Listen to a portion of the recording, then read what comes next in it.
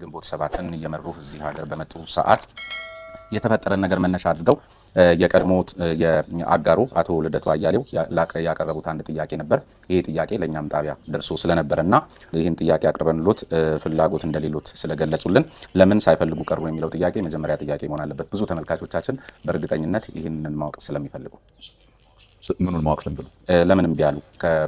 ከአቶ ልደቱ አያሌው ጋር ፊት ለፊት ተገናኝተው እንከራከር የሚል ጥያቄ ለሁሉም ሚዲያዎች ደብዳቤ አስገብተው ነገር ግን እሱ ፈቃደኛ ባለመሆኑ ስለሌሎቹ አላቅም፣ እኛ ጋር ግን በህዝብ ግንኙነታቸው በኩል 2-3 የጥያቄውን አቅርበን ፈቃደኛ ስላልሆኑ ከእርሳቸው ጋር ለብቻቸው ይህን እድል ሰጥተናቸው ሀሳባቸውን እዚህ ሲገልጹ ነበርና ለምን ፈቃደኛ አልሆኑም?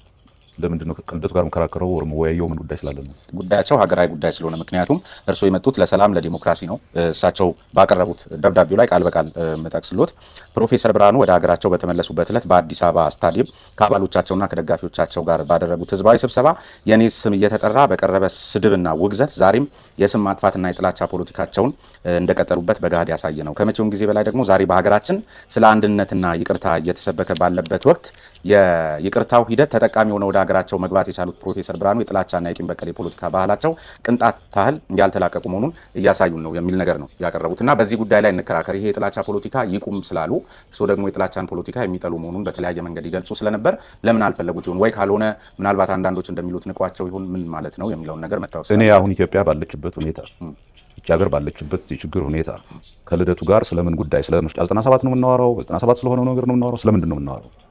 ክርክር ከሆነ የፖሊሲ የሀሳብ ልዩነቶች ላይ የሚደረግ ክርክር ከሆነ እገምታለሁ ምርጫው ሲደርስ ከተለያዩ የፖለቲካ ድርጅቶች ጋር ክርክርና ውይይቶች እንደምታዘጋጅ ያኔ እንከራከራለን።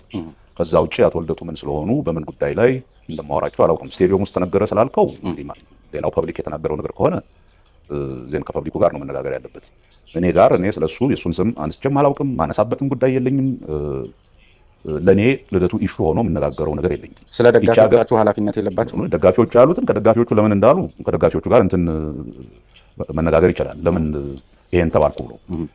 እኔ ግን አሁን ኢትዮጵያ ባለችበት ሁኔታ ለአንተም አሁን በእንዲህ አይነት ውይይት ላይ የመጀመሪያ ጥያቄህ የዛሬ 1 ዓመት ወር ምናምን ልደቱ ጥያቄ ጠይቆ ነበረ። ልደቱ ጋር ለምን አልተወያያችሁም ብሎ ጥያቄ ሀገሪቱ ያለችበትን ሁኔታ እየገጠመና ልናልፍ የምናስበውን ችግር በሚመለከት ይሄንን ትልቅ ኢሹ አድርገህ ማንሳትህ ነው። በነገራችን ላይ ከኢሹም በላይ ኢሹ ነው ለእኛ ጣቢያ። ሀገሪቷን የተመለከተውን ጉዳይ ስራ ያለው አካል አለ በየደረጃው። እኛ ደግሞ እንግዶቻችንን እዚህ ስንጋብዝ ዞሮ ዞሮ ሀሳብ ሊያዋጡ ነው።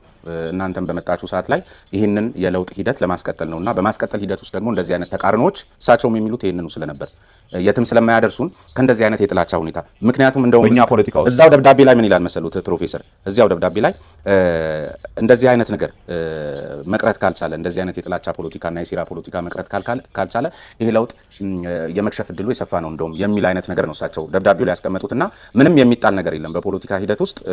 ቀደም ሲል የእርሱን ባልደረባ ተመሳሳይ አይነት ጥያቄ ጠይቄ እንዲህ አይነት ችግር ባለበት ሀገር ላይ እንዲህ አይነት ነገር አታንሱ የሚል ነገር ምን ማለት ነው? ምን ችግር አለው? ምን ማለት መሰለህ፣ ልደቱ አንድ ሰው ነው፣ እኔ አንድ ሰው ነኝ። ለፖለቲካ ድርጅት መሪነት ለህዝባችን እንወክለዋለን ወይም ይደግፈናል ብለን ለምንለው ማህበረሰብ የምንናገረውን ነገር በግልጽ ታውቁታላችሁ። ያንን በሚመለከት ጥላቻ ግለሰብንም ሆነ ድርጅትን ወር አመለካከትን በጥላቻ መልክ ሂስ ማቅረብ ይቻላል፣ ትክክል አይደለም ማለት ይቻላል። በጥላቻ መልክ የተናገርነው ነገር ካለ ዜን ይሄንን ተናግራችኋል፣ ይሄ ደግሞ ጥላቻን የሚነዛ ነው ብለህ ትጠይቀኛለህ። አንድ ግለሰብ አንድ ደብዳቤ ጽፎልናል፣ ስቴዲየም ውስጥ በተደረገ ንግግር እንደዚህ ተብያለሁ፣ ህዝቡ እንደዚህ ብሎ ጮኋል፣ ስለዚህ እሱን የፖለቲካ ድርጅት መሪ ይመልስልኝ ማለት ኦር በዛ ሁኔታና አሁንም ባለንበት ሁኔታ ያ ኢዝ ኢምፖርታንት ያን ያህል ሲግኒፊካንት የሆነ ትርጉም ያለው ነገር ነው ማለት የችግሮችን ሚዛን አለማወቅ። የችግሮችን ሚዛን ለሚያውቅ ሰው በዛሬ ጊዜ እኔ እናንተ የምናደርገው ውይይት ልደቱ የ1 ዓመት ከምናምን በፊት እንደዚህ ደብዳቤ ጽፎ ነበር ወይም ልደቱ እዚህ ጋር ተናግሮ ነበር እኔ ምንም ኢንትረስት አያደርገኝ። እሺ አሁን እርስዎ የተናገሩትን በተደጋጋሚ የኢዜማ ከፍተኛ የስራ ኃላፊዎች ወይም የቀድሞቹም እንደዚሁ በተመሳሳይ እርስዎ ጓዶች አሁን ሀገሪቷ የገጠማት ችግር አሁን ባለንበት ሁኔታ መውጫ መንገዱን እንጂ እንደዚህ አይነት ነገር ወቀሳው ምናምኑ ይቅር ድጋፍ የማድረግ አይነት እንቅስቃሴ ነው የምታደርጉትና አሁንም ራሱ እያሉኝ ያሉት ነገር ሚዲያ የራሱ ሚና አለው። ለምሳሌ ይሄን ለውጥ የመደገፍም የማደናቀፍም እዳ ወይም ሚና የለብኝም። አልደግፍምም አልቃወምም። ልክ በተመሳሳይ እናንተም እንደ አንድ ተቃዋሚ ፓርቲ መንቀሳቀስ ሲገባችሁ አሁን እንኳን ከነገሩኝ ነገር ተነስቼ ሌሎችም ሰዎች የሚያነሱት ራሳችሁን እንትን ስማቸው ኢዜማ ሆነ እንጂ ብልጽግና ፓርቲ ናቸው የሚሉ አካላት አሉ። አንዳንዶች ደግሞ አይ አጋር ናቸው የሚሉ አካላት አሉ። ተቃዋሚ ግን አይደሉም የሚለው ደግሞ ይበዛል። እና ራሳችሁን እንዴት ነው የምታዩት? ተቃዋሚ ናችሁ ወይስ እንደ ብልጽግና ናችሁ? ኢዜማ የራሱ ፕሮግራም አለው። ፕሮግራሙን አይቶ አሁን እንግዲህ አንድ ወር ነው ብልጽግና ፓርቲ አንድ ወር ወዲህ ያወጣውን ፕሮግራም አይቶ ይሄ እነኚህ ፕሮግራሞች በዚህ ጉዳይ ላይ ይመሳሰላሉ እና አንድ ናቸው ወይ ጥያቄ ሊሆን አይችልም። ቢኮዝ አንድ አይደለም ሁለት ፓርቲዎች ዜርፎር ሁለቱም ፓርቲዎች አንድ ናቸው ብሎ መጠየቅ ራሱ ብዙ ትርጉም ያለው አይደለም። ምን ያህል ይመሳሰላሉ አቋማቸው፣ ምን ያህል ይለያያል፣ በምን ጉዳይ ላይ ነው የሚለያየው የሚል ጥያቄ ሌጂትመት የሆነ ጥያቄ ነው፣ ልታነሳ ትችላለህ። እሱ ግን ሁለቱም ፕሮግራሞች አይቶ እዚህ ላይ እናንተ እንዲህ ትላላችሁ፣ እነሱ ደግሞ ይሄንን ይላሉ፣ ይሄ ተቀራራቢ ነው፣ በዚህ ጉዳይ ላይ ግን ልዩነት አላቸው የሚል ዝርዝር እንትን ማድረግ ይቻላል። የበለጠ ግን ፓርቲዎችን በተለይ ከምርጫ ጋር በተያያዘ ፓርቲዎችን መለየት ከፈለግ የምትለያቸው በዋናነት ከሚያቀርቡት ፖሊሲ ጋር አንጻር በተለያዩ ጥያቄዎች ላይ ይሄንን ፖሊሲ ብንመረጥ ይሄንን ፖሊሲ ተግባራዊ እናደርጋለን ብለው ስለሆነ የሚቀርቡት ራሳቸውን ከሌላው ፓርቲ መለየት አንዱ ስራቸው። የምርጫ ሂደት አንድ ከማድረግ ይልቅ ልዩነትን በአብዛኛው ያመጣል የሚባልበት አንዱ ምክንያት ዋና የምትከራከረው ለህብረተሰቡ የምታቀርበው እኔ ይሄንን መንገድ እከተላለሁ፣ በዚህ ጉዳይ ላይ በትምህርት ላይ በጤና ላይ በኢኮኖሚ ላይ እነኚህ ፖሊሲዎች አሉ፣ እነኚህ ፖሊሲዎች ደግሞ ህብረተሰቡን ወደ ተሻለ ቦታ ይወስዳሉ ብለህ ነው የምታቀርበው። ያንን ከሌላው እየለየህ ነው የምታቀርበው። ያኔ ነው የምታየው። አሁን ፖሊሲዎች ገና በዝርዝር አልቀረቡም። እኛም እንደ ድርጅት በተለያዩ ጉዳዮች ላይ በጣም በመቶዎች የሚቆጠሩ የፖሊሲ አጥኞች ደጋፊዎቻችንን አሰባስበን የፖሊሲ ዝርዝር ጥናቶች እየሰራን ነው። የብልጽግና ፓርቲም ይሄንን እያደረገ ነው ብዬ አስባለሁ። እነኚህ ለህብረተሰቡ በተለያዩ ጥያቄዎች ላይ በሚደረጉ ውይይቶች ሊቀርቡ ነው። ያኔ ልዩነታችን ምን እንደሆነ እናሳያለን። ያኔ ህብረተሰቡ እነኚህ ሁለት ፓርቲዎች የተለያዩ ናቸው፣ አንድ ናቸው የሚለውን ጥያቄ ሊያቀርብ ይችላል። ሁለተኛው ደግሞ አይ ቲንክ ኢምፖርታንት የሚሆነው እንደ ኢትዮጵያ ባለ ሀገር ከምር የአገርን እድገት የህብረተሰቡን ብልጽግና የሚያስቡ የፖለቲካ ኃይሎች የሚለያዩባቸው በፖሊሲ አቅጣጫ ደረጃ የሚለያዩባቸው መንገዶች ያሉትን ያክል የሚስማሙባቸው ጉዳዮች ሊኖሩ ይችላሉ። ሁለት ፓርቲዎች በአንድ ጉዳይ ላይ ተመሳሳይ ፖሊሲ ያላቸው ማለት አንድ ናቸው ማለት አይደለም። ለምሳሌ ከብልጽግና ፓርቲ ጋር አትሊስት እንትን ሲደረግ በዝርዝር እንኳን ባናውቀውም በኦፊሴል ሲነገሩ ከነበሩ ነገሮች የምናየው በአገር አንድነት ላይ ጠንካራ አቋም አላቸው። እኛም በአገር አንድነት ላይ ጠንካራ አቋም አላቸው። ይሄ ተመሳሳይ ያደርጋል። ፓርቲው በፊት ከነበረበት ብልጽግና ፓርቲ በፊት ከነበረበት ይሄ በብሔሮች ላይ መሰረት ካደረገ ፓርቲ አገራዊ የሆነ ሁሉንም ኢትዮጵያዊ የሚያቅፍ የሚያቀርበውን ፖሊሲ ለሁሉም ኢትዮጵያዊ በጋራ የሆነ እንደሆነ አድርጌ ራሴን ቀይሬያለሁ እያለ ያ በተወሰነ ደረጃ እኛም ከምናምንበት ፖለቲካ በመሰረቱ በዜግነት ላይ የተመሰረተ ቢኮዝ በጋራ አንድ የሚያደርግ ነው። እኔ እናንተን የሚያወያየን ኦር እኔና አንድ ሌላ ሰውን በዚህ ሀገር ጉዳይ ላይ በፖሊሲ ደረጃ የሚያወያየን ኮመን ኤሌመንቱ የጋራ እንትኑ የምንጋራው ይሄ የዜግነት ነገር ነው። ሶ ስንጀምር ጀምሮ እኛ ፖለቲካችን በዜግነት ላይ ያጠነጠነ መሆን አለበት። ሌሎች ልዩነቶች በዜግነት ላይ ማጠንጠን ማለት ሌሎች ልዩነቶችን መጨፍለቅ ማለት አይደለም፣ የሉም ማለት አይደለም። የብሔር፣ የቋንቋ፣ የሃይማኖት የምን ልዩነቶች ግን ፖለቲካ ስንሰራ ኦር ፖለቲካ ጉዳዩ አገራዊ መንግስትን የሚመለከት ጉዳይ እስከሆነ ድረስ መንግስት ደግሞ ሁሉንም በጋራ የሚያገለግል እስከሆነ ድረስ የሚወጡት ህጎች ሁላችንንም እኩል የሚመለከቱ እስከሆነ ድረስ ያ እኩል የሚያደርግንና በሁላችንም ላይ እንዲሰሩ የሚያደርጋቸው ይሄ በጋራ የምንጋራው ይሄ ዜግነት ነው። በዛ ምክንያት ፖለቲካችን በዛ ማጠንጠን አለበት ብለን ስንናገር ቆይተናል። አቋማችንም ይሄ ነው። በተወሰነ ደረጃ ብልጽግና ፓርቲ እነኝን ሁሉ በፊት እንደነበረው ዝም ብሎ የአራት በብሔር ያሉ ድርጅቶችን አንድ ላይ ማምጣት ብቻ ሳይሆን ወይም አጋር የሚባሉትን ድርጅቶች አንድ ላይ እንትን በማድረግ ብቻ ሳይሆን ማንም ሰው በዜግነቱ አባል የሚሆንበት ፓርቲ። ፕሮፌሰር ስላሉ ነው ወይስ እርግጠኛ ናቸው? ለመሆኑ ለምሳሌ ቀደም ሲል ላነሳው ጥያቄ አንዱ ስለመመሳሰላችሁ ልክ ነው። እርስዎ እንዳሉኝ በፖሊሲ በአጋጣሚ መመሳሰል አሁን በዜግነት ላይ እንመሳሰላለን ልክ እንዳሉኝ እንደሱ አይነት ነገሮች ሊኖሩ ይችላሉ። ግን ተቃዋሚነት ደግሞ መተቸትን፣ መውቀስን በምክንያት መተቸትንም ያካትታልና ከመጣችሁ ጊዜ ጀምሮ በዚህ 1 ዓመት ከ8 ወር ውስጥ ብዙ ነገሮች እዚህ ሀገር ላይ ሲሆኑ ከመናገር መቆጠባችሁ ገንቢ አስተያየትን ብቻ መስጠት እንጂ ትግል አያስፈልግም የሚል አይነት አስተሳሰቦች በየመድረኩ ላይ ማራመዳችሁና እቺ ሀገር ከችግር ውስጥ ነች ያለችውና ከችግር እንውጣ ተመሳሳይ አይነት የብልጽግና ፓርቲ ቅስቀሳ አይነት ማሳየታችሁ በራሱ የሆነ ልትዋሃዱ እያደባችሁ ነው አይነት ነገር ነው ሰው አስተያየት የሚሰጠው። በሱስ ሳይድ አይኖታል። እኔ በዛሬ የሶሻል ሚዲያ ዘመን ማንም ኮምፒውተር ላይ ቁጭ ብሎ የፈለገውን በሚጽፍበት ዘመን እዛ ላይ የሚነሱ ነገሮችን የሶሻል ሚዲያ አይደለም። ብዙ ምሁራኖችም ተቋሚዎችም በተመሳሳይ ከብዙ ነገር ተነስተው አሁን ለምሳሌ ትናንት ምርጫ ቦርድ በነበረ አንድ እንትን ዝግ ነበር ስብሰባ። በእርግጥ ግን ከዚያ በኋላ የወጡ ዜናዎች እንደሚያመላክቱት ምርጫ ቦርድ ላይ ራሱ አብዛኞቹ የተቋሚ ፓርቲዎች እና አመራሮቻቸው ለኢዜማና ለብልጽግና ነው ጥብቅና እየቆማችሁ ያላችሁት ተብሎ ምርጫ ቦርድም ሲወቀስ ነበረ። እንደዚህ አሁን ነው የምሰማው። ግን በምን ጉዳይ እንደዚህ አይነትም ዜናዎች ወጥተዋልና የሆነ ነገር የሆነ የሸተታቸው ሰዎች ልክ አይመስሉም ወይ ብዬ ነው። በምን ጉዳይ ላይ እንደሆነ ይሄንን የሚሉት አላውቅም። ግን የጠየቀውን ጥያቄ ልመልስ ነው። እሺ እኛ የለውጡን ሂደት የምናይበት መንገድ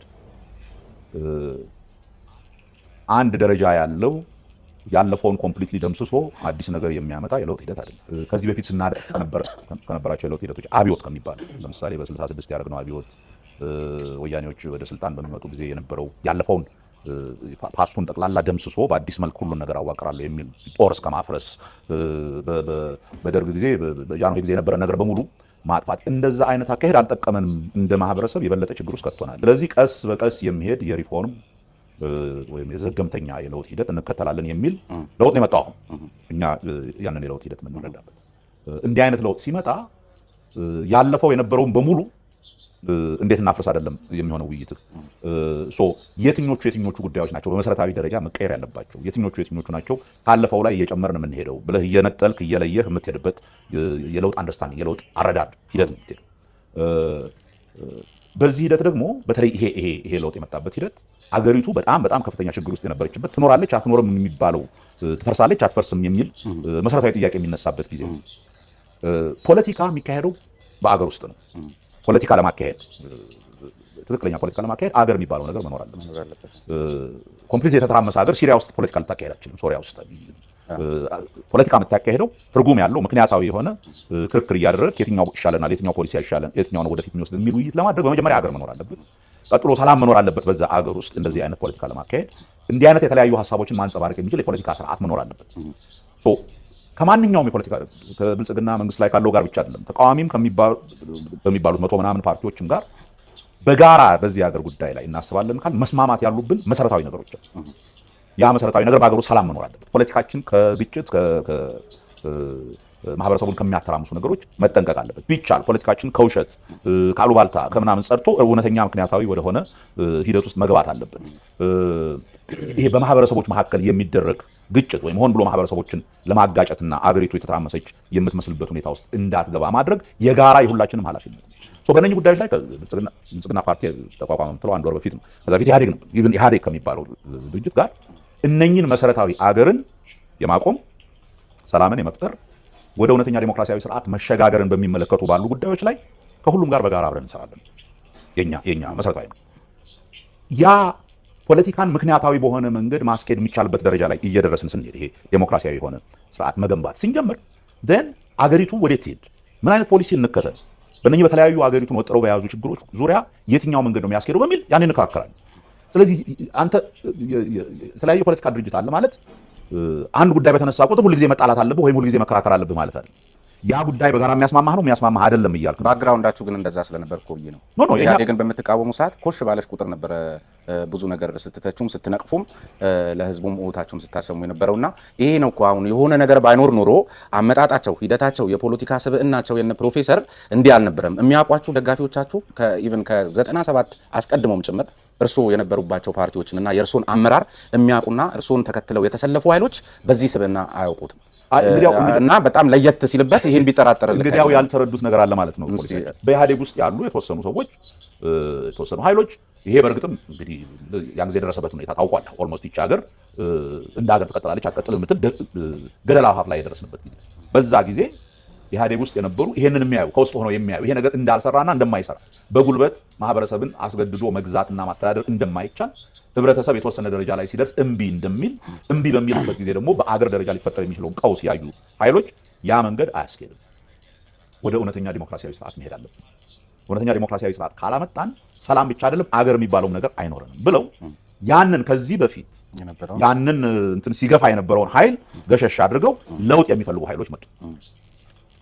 ያ ምንድነው የሚወስደን ኢሚዲየትሊ 97 አካባቢ ወደ ነበረው ሁኔታ ይሄ እንግዲያው ወደፊት ፖለቲካችን የሚካሄደው በሐሳብ በሚደረግ ክርክር በጋራ በምንስማማባቸው ዋና ዋና ጉዳዮች ላይ ተመስርተን የሀገር አንድነትና አገር መኖር፣ ዴሞክራሲያዊ ስርዓት መፍጠር እና ያንን መፍጠር ደግሞ የሚያስፈልጉት ያ ስርዓት እንዲፈጠር አስገዳጅ የሆኑት እኛ በምርጫ 97 ጊዜ ያቀረብናቸው ታስታውስ እንደሆነ ምናልባት አንተ ልጅ ነበር 8 ነጥቦች አቅርበን ነበር።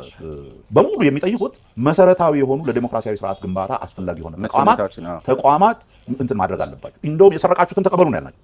የሰረቃችሁትን እንቀበላለን፣ ይሄ የዘረፋችሁትን ሁሉ እንተውላችኋል።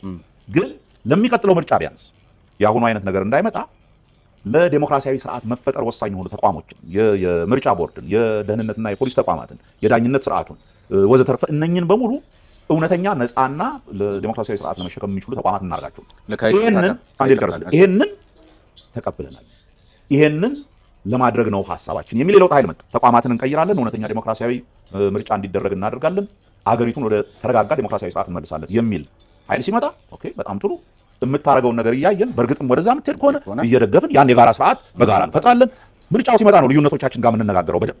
እስከዛ ድረስ ግን በኢንቴንሽን ደረጃ በፍላጎት ደረጃ ያን ለማድረግ ካሰባችሁ ችግር እንኳን አንዳንድ ጊዜ ችግር አያይዘው እንዲገልጹልኝ ብላችሁ እዚህ ጋር ስትደርሱ አሁን 1 ዓመት ከ8 ወር ሆነን ያላችሁት ነገር አሁን አሁን ሲያነሷቸው የነበሩት ተቋማት ተገንብተዋል። እንደውም እርሶን ብዙ የሚወቅሱና ልትዋሃዱ ነው ይሄ ዜማና ብልጽግና አንድ ናቸው የሚለውን ነገር በስፋት የሚያነሱ ኃይሎች እንደውም በጣም ክሪቲካሊ አይተው ምናልባትም አንድ ጽሁፍ ትናንትና ሳነብ በዚህ ቅንጅት ውስጥም የነበረ አካል ይመስለኛል ከጽሁፉ ባክግራውንድ ተነስቼ ሳይና እንደሱ አይነት ነገርን ሲተች እንደው ምንድነው የሚለው ቢያንስ እነ ፕሮፌሰር በጣም ሲታገሉለትና ሲቆሙለት ከነበረው ፖለቲካዊ ሂደት አኳያ ህገ መንግስታዊ ማሻሻያ ሳይደረግ ወደ ምርጫ እንገባለን ብለው ማለታቸው ሲያነሱ ከነበረው ሁኔታ አኳያ በነበረበት ሁኔታ ውስጥ እንደዚህ አይነት አቋም መያዛቸው አንዱ ማሳያ ነው ወደዚያ ወደ መጠጋጋቱ ለመሄዳቸው የሚል ነገር ይነሳና ግን እዚህ ላይ ተጨማሪ ያነበብከውን በሙሉ ዝም ብለህ የምትቀበል ካልሆነ በቀር እስኪ አሁን ቁጭ ብለህ ይሄንን ቅንጅት ጊዜ የነበረ ሰው ነው ይሄንን ነገር ያልከው ሰው ያለውን ነገር ተመልከት። ምርጫ 97 ላይ ስንወዳደር ኮንስቲቱሽኑ ህገ መንግስቱ በእነኚህ ጉዳዮች ላይ እንዲሻሻሉ እንፈልጋለን ብለን የምርጫ መከራከሪያ አድርገን ከማቅረብ ባሻገር ምርጫ ህገ መንግስቱ ካልተቀየረ ለውጥ የለምና ምርጫ ውስጥ አንገባ ማለት ነው። አሁንም እኮ ግንቦት 7 ሆነው ይሄን አቋም አራምደው ሁሌም የምንለው ህገ መንግስቱን በሚመለከት አይም ሹር የምትከተለው ጥያቄ ይኖርሃል። በዛ ላይ በዝርዝር እንሄድበት አለበት። ኢሴንሻሊ የምንለው ህገ መንግስት ይሄ አሁን በኢትዮጵያ ውስጥ ያለው ህገ መንግስት እኛ ብቻ ሳይሆን ብዙዎች የሚያምኑበት በጣም ብዙ ችግሮች ያሉት አገሪቱ ለገባችበት የተለያየ ቀውስ አስተዋጽኦ ያደረገ ህብረተሰብ በሰፊው ያልተወያየበት ህብረተሰብ ብቻ አይደለም ኢቭን የፖለቲካ ምሁራን በዝርዝር ውይይት ሳያደርጉበት በፖለቲካ ድርጅት መሪዎች ብቻ ያውም በዛን ጊዜ የበላይነት በነበራቸው የፖለቲካ ድርጅቶች በራሳቸው የፖለቲካ ፕሮግራም መሰረት ላይ አድርገው የቀረጹት ህገ መንግስት ይሄ በኋላ ብዙ ግጭት ውስጥ ይከተናል። ቀስ ብለን እንደገና መመርመር አለብን። ስለዚህ ያ ህገ መንግስት ብዙ እኛ አይ ቲንክ በቅንጅት ጊዜ ወደ 30-40 የሚሆኑ አርቲክሎች ነው እንደው በዝርዝር አይተን እነኚህ ነገሮች ላይ ውይይት አድርገን እኛ ህገ መንግስት ማለት ጊዜ ብሎ ተነስቶ እኛ ስለፈለግ ነው የሚቀየር ነገር አይደል። ህገ መንግስት እንዲቀየር ከፈለግ አንደኛ ህገ መንግስቱ ራሱ ያንን ለመቀየር የሚሄድበት የራሱ ሂደት አለው። ሁለተኛ ማህበረሰቡን ኮንቪንስ ማድረግ አለበት። እነኚህ እዚህ ህገ መንግስት ውስጥ ያሉ አንቀጾች የተረጋጋ የፖለቲካ ማህበረሰብ ለመፍጠር አይጠቅሙንም፣ አይበጁንም። የበለጠ ማህበረሰባችንን ወደ አንድነት ከማምጣት ይልቅ ወደ ግጭትና ወደ ትርምስ የሚወስዱ ናቸው የሚለውንና እያንዳንዱን ከነ ምክንያታቸው አቅርቦ እነኛ ነገሮች እንዲቀየሩ ህብረተሰቡን ኮንቪንስ አድርጎ ህብረተሰቡ ሲስማማበት የሚደረግ ሂደት ነው። ያንን ለማድረግ ዛሬ እናርገው ወይ? ዛሬ ይሄ ምርጫ ከመደረጉ በፊት እነኚህን የህገ መንግስት ማሻሻያዎች አሁን እናርጋቸው ወይ ብለህ ብትጠይቅ የኛ መልስ ምንድን ነው? እንዴ ይሄ ህብረተሰብ እንደዚህ ኤጅ ላይ እንዲህ ሊባላ በጣም ብዙ ችግሮች ባሉበት ሁኔታ ላይ ይሄን ህገ መንግስት ያወጡት ሰዎች ሙሉ ለሙሉ ህገ መንግስታችን ነው ብለው ሲቀበሉ የነበሩ ሰዎች ፓርላማውን ይሄ ህገ መንግስቱ ሊቀየር የሚችለውን ፓርላማ 100% ተቆጣጠሩ። በየክልሉ ያሉ የመንግስት አካላት የክልል መንግስቶች የሚባሉ 100% በኢህአዴግ ቁጥጥር ስር ባሉበት ሁኔታ ይሄ ደግሞ እዚህ ቁጥጥር ውስጥ የገቡት በእውነተኛ የህዝብ ፍላጎት በተንጸባረቀበት ምርጫ ሳይሆን ሁላችንም በምናውቀው ምርጫ በማይባል የተጨበረበረ ስርዓት ላይ የተደረገ በሆነበት ሁኔታ እነኚህ ሰዎች ህገ መንግስት ቀይሩ ብሎ መጠየቅ ምን ትርጉም ይሰጣል? ያ ከመሆኑ በፊት መጀመሪያ መሆን ያለበት እስኪ ለመጀመሪያ ጊዜ ህብረተሰቡ በነፃ ምርጫ የወከላቸው ሰዎች በየፓርላማው በየክልል ምክር ቤቱ ይግቡ። ያኔ ዊኖ ምርጫው ትክክለኛና ንጹህ ከሆነ የተመረጡት ሰዎች የህብረተሰቡን ፍላጎት በተወሰነ ደረጃ የሚያንጸባርቁ እነኚህ ሰዎች ያኔ ቁጭ ይሉና አሁን ደንበኛ ሌጂቲመሲ ያላቸው የህብረተሰቡ ውክልና አላቸው። በጉልበትና በሸፍጥ የተመረጡ ሰዎች አይደሉም። አሱሚንግ ምርጫው በትክክል እነኚህ ሰዎች ቁጭ ብለው በዚህ የህገ መንግስት ጉዳዮች ላይ ውይይት የማድረግ ፋታም ያስፈልጋቸዋል። እንደዚህ አሁን ባለው አይነት የትርምስ ሁኔታ አይደለም ህገ መንግስትን የሚያክል ትልቅ ነገር የምትወያዩ። በተወሰነ ደረጃ ህብረተሰቡ ይረጋጋ፣ ምርጫ ይደረግ፣ የህብረተሰቡ ወኪሎች የፖለቲካ ስልጣን አካባቢ ይምጡ።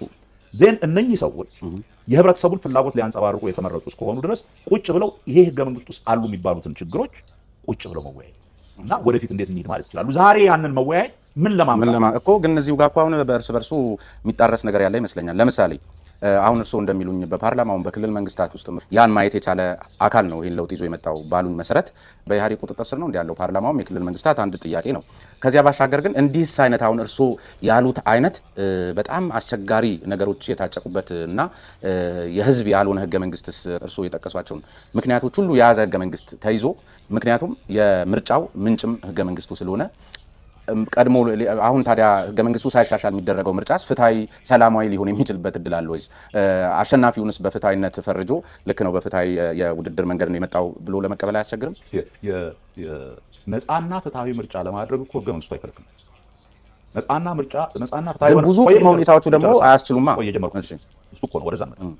ህገ መንግስቱ ነፃና ፍትሃዊ የሆነ ምርጫ እንዳይደረግ አይከለክልም። እንደውም እንደዛ አይነት ምርጫ ነው መደረግ ያለበት። በጊዜው ያንን ህገ መንግስት ተጠልሎ ስልጣን በጉልበት በህዝብ ምርጫ ሳይሆን በጉልበት ስልጣን የያዘው ኃይል ይሄ እንዳይካሄድ ይሄ እንዳይሆን ይሄንን ምርጫ የሚያስፈጽሙ ተቋሞቹን በስሩ አድርጎ በነፃነት እንዳይንቀሳቀሱ አድርጎ ነው ምርጫዎችን ሲሰርቅና ሲዘርፍ የነበር ራይት። ወይም ደግሞ ያለውን ነፃ መሆን የሚገባቸው ኢቭን በህገ መንግስቱ ነፃ መሆን የሚገባቸውን ተቋማት እንደ ደህንነት፣ ፖሊስ፣ መከላከያ ምናምን ሁሉ የአስፈጻሚው ሙሉ መሳሪያና የፖለቲካ መጠቀሚያ አድርጎ በመጠቀሙ ነው ያ ህገ መንግስት ኢቭን እኛ ጥሩ ባላቸው በነገራችን ላይ ህገ መንግስቱ ሁሉም ነገሩ መጥቷል። የተባበሩት መንግስታት የሰብአዊ መብቶችን ድንጋጌ ያከበረ ነው። ሙሉ ለሙሉ ይከበራል ያለው አንድም ቀን ግን ሰብአዊ መብት የሚባል ነገር አክብሮ አያውቅም። ህገ መንግስቱ አይደለም ያንን የከለከለው። ህገ መንግስቱን እናስፈጽማለን ብለው በጉልበት ስልጣን ላይ የወጡት ሰዎች ናቸው ይሄንን ያደረጉት። እነኚህ ይሄንን ለውጥ እንዲመጣ የገፉት ሰዎች ያን ነገር ያውቃሉ። ያ ህገ መንግስት ተግባራዊ ሆኖም እንደማያውቅ ያውቃሉ። ያ ህገ መንግስት የሚላቸው ነገሮች በስራ ላይ እንዳይውል ሆን ተብሎ የፖለቲካ ስልጣኑና ጉልበቱን የያዙት ሰዎች እንደከለከሉ ያውቃሉ። በዚህ ላይ ነው እነሱም ይሄ አያስኬድም ያሉት አይደል? ይሄ አያስኬድም፣ ለውጥ መምጣት አለበት፣ እውነተኛ የህዝብ ውክልና ያለው መንግስት መኖር አለበት ያሉ። ይሄን ሲሉ መጀመሪያ የምንጠብቅባቸው አጠቃላይ ህገ መንግስቱን መቀየር ሳይሆን በመጀመሪያ በህገ መንግስቱ ውስጥ የተጻፉትን እነኝን ህዝብ የሚወከልበት ነፃ የሆነ ምርጫ የሚደረግበት እነኝህ የተለያዩ ተቋማት ከአስፈጻሚው አካል ቁጥጥር የሚወጡበት ሁኔታ መፈጠር አለበት የሚለውን ፐብሊክሊ ተቀበሉ። ይሄን እናደርጋለን። እነኝን ተቋሞች ላይ ሪፎርም ጀመሩ። ምርጫ ቦርድን በፊት የነበረውን የዛ መንግስት ሙሉ ለሙሉ ጥገኛና ኪስ ውስጥ የነበረውን ምርጫ ቦርድ አፍርሰው በአዲስ የቦርድ አባሎች ብዙ ሰው በሚስማማባቸው ነፃ ናቸው፣ ምንም የማንም የፓርቲ ውክልና የሌላቸውና ውግንና የሌላቸው ሰው አለን እዛ ውስጥ እኮ ሲሉ እርሶስ የእናንተም ኪስ ውስጥ መሆናቸውን አያጠይቅም? እሱን መከታተል ይችላል። እሱ እኮ ዝም ብሎ ወሬ አይደለም። እነኚህ ሰው ብለዋል እኮ እርሶ ራስዎት ነው ያሉት። ምርጫ ቦርድ ሲደራጅ የእኛም ሰዎች አሉ ማለቶ፣ ስለዚህ ተመሳሳይ ነው። እኛም ሰዎች አለን ምርጫ ቦርድ ውስጥ እኮ ብለዋል። ሰምተሃል? አዎ፣ ይሄንን ሰምተሃል? አዎ፣ በጣም የሚገርም ነው። ይሄንን በምንም አይነት ልትሰማ አትችልም። ከኔ ሲደራጅ የእኛም ተወካዮች አሉ የተባለውን ነገር ስማ። በዚህ መንግስት የለውጥ ሂደት የተለያዩ መሻሻል ያለባቸው ህጎች አሉ ተብሎ 8 የተለያዩ ጉዳዮችን የሚመለከቱ የህግ ባለሙያዎች ከዩኒቨርሲቲ ከፖለቲካ ድርጅቶች የተውጣጡ እነኝን ህጎች እንደገና እንዲፈትሹና እንዲመረምሩ አድርጉ። የምርጫ ማስፈጸም ህግን ይመለከታል፣ የሲቪክ ሶሳይቲ ህግን ይመለከታል፣ የጸረ ሽብር ህጉን ጉዳይ በዝርዝር ይመለከታል። እነኝህ የተለያዩ ኢትዮጵያን ዴሞክራሲያዊ ለማድረግ የሚያስፈልጉ ከዚህ በፊት ለማፈኛ ሆነው የተቋቋሙ ህጎችን ቀይረን ለዴሞክራሲያዊ ስርዓት የሚመች ህጎች እንዲወጡ የህግ ባለሙያዎች ጥናት እንዲያደርጉ ሰጥተናል። በዚህ ጉዳይ ላይ ለሁሉም የፖለቲካ ፓርቲዎች ጥሪ ያደረጉ፣ ሁሉም የፖለቲካ ፓርቲዎች በእነኚህ የህግ አጥኚ ኮሚቴዎች ውስጥ ገብተው እንዲወያዩና ሀሳብ ካላቸው እንዲያካፍሉ ጥሪ ተደረገ። ይሄ ለሁሉም ነው፣ ለእኛ ብቻ አይደለም። በዛ በተደረገው ጥሪ መሰረት የእኛ ድርጅት ደጋፊ የሆኑ የህግ ባለሙያዎችን እነኚህ የተለያዩ ኮሚቴዎች ውስጥ አስገብተን በዛ ውይይት ውስጥ ተሳተፍን። ምኑ ጋ ነው የእኛ ሰዎች አሉ እዛ ውስጥ ያሉ። በአገላለጹ እንግዲህ አውዱ በዚህ መንገድ ካልሆነ በስተቀር ምን ማለት ነው? እንደ አንተ የሚዲያ ባለሙያ እኮ ነህ። የሚዲያ ባለሙያ አንድ ነገር ሲደረግ አንድ ነገር ሆነ ሲባል አንድ ሰው ይሄኛውን መረጃ እናንተ በወቅቱ አሁን ልክ ለኔ ነገሩኝን ይሄ አይነት ክስ ሲቀርብባችሁ በወቅቱ ስላልተናገሩት ተናግረናል። እንደውም እኮ አሁን አንተ በደንብ ተከታትለው ከሆነ የተባለው ነገር እኔ ከኢሳት ጋር ባደረገው ኢንተርቪው ይሄን አደረገ ተብሎ ነው። ያንን ቁጭ ብለህ መስማት ነበር። ያንን ቁጭ ብለህ ብትሰማው ያልኩት ይሄ አሁን ያልኩህን ነገር እኛ በእነኚህ የህግ ማሻሻያ ተቋሞች ውስጥ ተሳትፈናል። እንደ አንድ ፓርቲ ላይክ ሌሎችም ፓርቲዎች የተሳተፉ አሉ። አቅም ኖሯቸው በሁሉም ላይ ይሳተፉ አላውቅም። ለሁሉም የተደረገ ጥሪ ነው። ጠቅላይ ሚኒስትሩ የፖለቲካ ፓርቲዎች ገና መጀመሪያ እንደገባን ሁሉንም የፖለቲካ ፓርቲዎች ባነጋገሩበት ጊዜ እኮ ነው በደንብ የተናገሩት። ገብታችሁ እነኛ ህጎች ክፍት ናቸው፣ ለአንድ ፓርቲ ለአንድ መንግስት ጥቅም ላይ የሚውሉ ሳይሆን በአጠቃላይ ዴሞክራሲያዊ ስርዓት ለመገንባት የሚያስፈልጉ ህጎች ስለሆኑ ሁላችንም ተስማምተንና ተወያይተን ያደረግናቸው ይጠቅማሉ በሚል ነው ሁሉንም የጋበዙ። ስለዚህ በሱ እናስተካክለው። አሁን ያሉት በኢህአዴግ ቁጥጥር ስር ናቸው ወይ ፓርላማው የመሳሰሉት ቀደም ሲል ያነሱልኝ በኢህአዴግ ቁጥጥር ስር በሆነበት ሁኔታ 100% ፓርላማው ክልሎችን በተመሳሳይ በሆኑበት ሁኔታ ላይ አሁን ህገ መንግስት እናሻሽል ማለት ልክ አይመጣም የሚል ነገር ቀደም ሲል ስለነገሩኝ፣ በሌላ በልኩ ደግሞ ኢህአዴግ ውስጥ ሆኖ ያን ችግር ያዩ አካሎች ያመጡት ለውጥ ነው ብለውኛል። የለውጥ አመራሮችም በየደረጃው ያለውን አመራርና ምክር ቤት በራሳቸው መልክ የቀረጹበት ሂደት ያለ አይነት ነገር ነው የሚታሰበው። ወይም ደግሞ ስናይ የነበረው ፓርላማውን ለምሳሌ ጠቅላይ ሚኒስትሩ የስራ ዘመናቸውን በጀመሩ ሰዓት ላይ ተቆጥሮ የተሰጣችሁን ተቆጥሮ እንድታስረክቡ በሚል ሁሉ ሲያፈራርሙ ነበር። ስለዚህ በተመሳሳይ የለውጥ ስብዕናን ተላብሰዋል ብለን እናስብ። ስለዚህ እነዚህ አካሎች አሁንም በኢህአዴግ ቁጥጥር ስር ባሉበት ሁኔታ ህገ መንግስታዊ ማሻሻያ እንዲያደርጉ መጠበቅ አያስፈልግም የሚል ነገር ነግረውኛልና ልክ ነው። አንድ ነገር አይደለም ያልኩት፣ ሁለት ሶስት ነገር ነው ያንን በሚመለከት ያልኩት። አንደኛው አሁን ባለንበት በጣም ስሱ የሆኑ ስሜቶች ባሉበት ሁኔታ ህገ መንግስትን የሚያክል የረጅም ጊዜ በአጠቃላይ በጣም ዘላቂ የሆነ የአገርን ፖለቲካ ስርዓት የሚመሰርት ዶክመንት እንደዚህ በችኮላና የመናቆር ስሜት ባለበት ሁኔታ መሆን የለበትም። ስለዚህ በተወሰነ ደረጃ የተረጋጋ መንፈስ ይፈልጋል እንዲህ አይነት ነገር ለመወያየት። ሁለተኛ ልቀይር ብትል በዚህ አሁን ከምርጫው በፊት ልቀይር ብትል የበፊቱ ፓርላማ ከሆነ ያን የመቀየር ኃላፊነት ያለበትና ክልሎች ከሆኑ እነኛ ሰዎች እኔ እንደውም አልፌ እሄዳለሁ ኢህአዴግ መሆናቸው ብቻ አይደለም የህዝብ ውክልና የሌላቸው ናቸው። የህዝብ ውክልና የሌላቸው ናቸው የምልህ ምክንያቱም በህዝብ በነፃ የህዝብ ፍላጎት የተመረጡ አይደሉም።